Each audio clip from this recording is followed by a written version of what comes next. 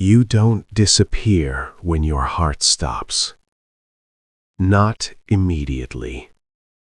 For a few seconds, something is still watching, still thinking, still there, and no one can explain why. Because almost no one survives that moment. 3 seconds. That's all it takes to realize death might not be instant.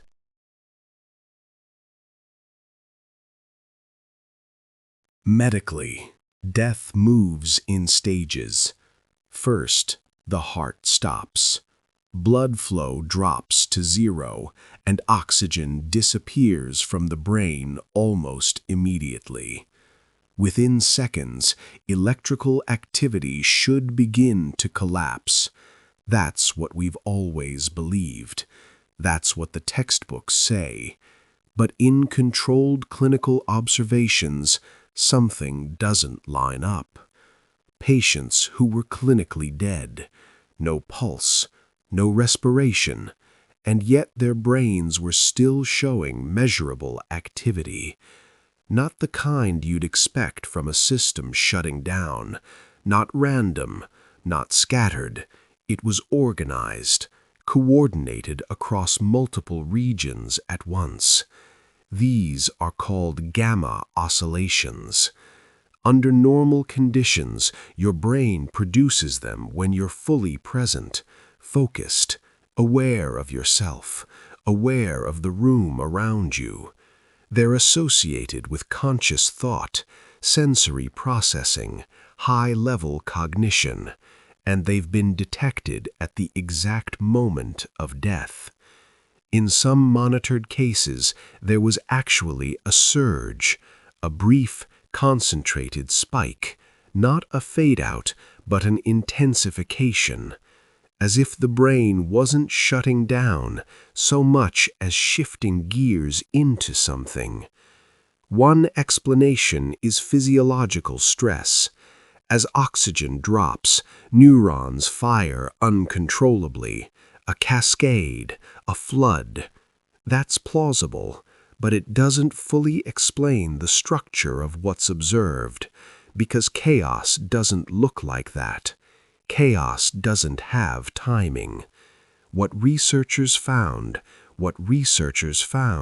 had both. Another theory goes further. It suggests this is a final integrative event, the brain making one last attempt to construct a coherent experience from everything it has stored. Memory, emotion, identity, all of it compressed into a rapidly unfolding sequence. And here's where it gets uncomfortable. Time perception depends entirely on neural processing speed. Under extreme conditions, it can distort dramatically.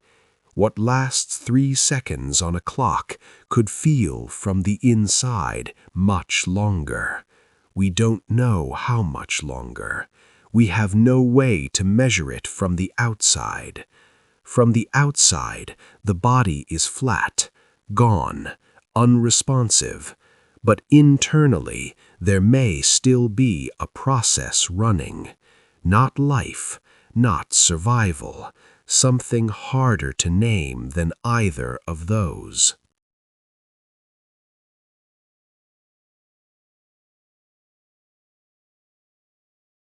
So, we have the data, but data doesn't feel like anything.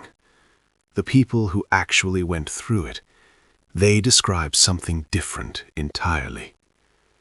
There are documented cases of people resuscitated after being clinically dead. Their accounts vary in detail, but what's strange is how consistent the structure is, even across people who had never heard of each other. Different countries, different decades. Most describe awareness without a body, observation without control, like watching something through glass, present but no longer part of it. Many describe a gradual separation, not a sudden cut, more like distance increasing, slowly, between themselves and everything familiar. Some reported being able to see their surroundings, their own body, medical staff, voices. Some of these details were later verified, not all, but enough to make dismissal uncomfortable. Others describe movement, not physical movement, but a sense of direction, being drawn towards something they couldn't name. And within that state, pain is almost universally absent. Fear, too. Some describe an overwhelming stillness, a calm that didn't feel passive, but somehow total. But not everyone reports this. Some describe nothing like that at all. No light, no movement, just awareness, suspended in a space with no shape, no sound, no reference point.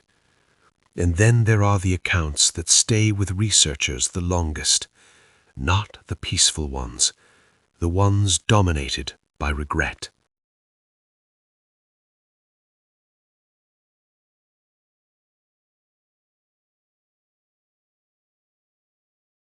There's no clean explanation that accounts for all of this, because the core problem remains.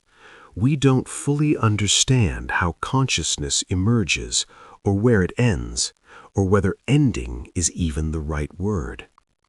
So, what happens 3 seconds after death? The honest answer is, we don't know. But there's enough evidence to suggest that it may not be nothing. There could be a moment, brief, intense, inescapable, where you are still there, still aware, but with nothing left to do. And if that moment exists, it changes the question we should be asking. Not what happens after you die, but what happens when you can no longer act and are still fully aware of everything you've done. So ask yourself honestly, if you had to sit with your life exactly as it is right now and watch it, would you be okay with what you'd see? Because if those last seconds are real, then death isn't the part you should be afraid of. It's the clarity. The kind that arrives when there's nothing left to do but finally be honest.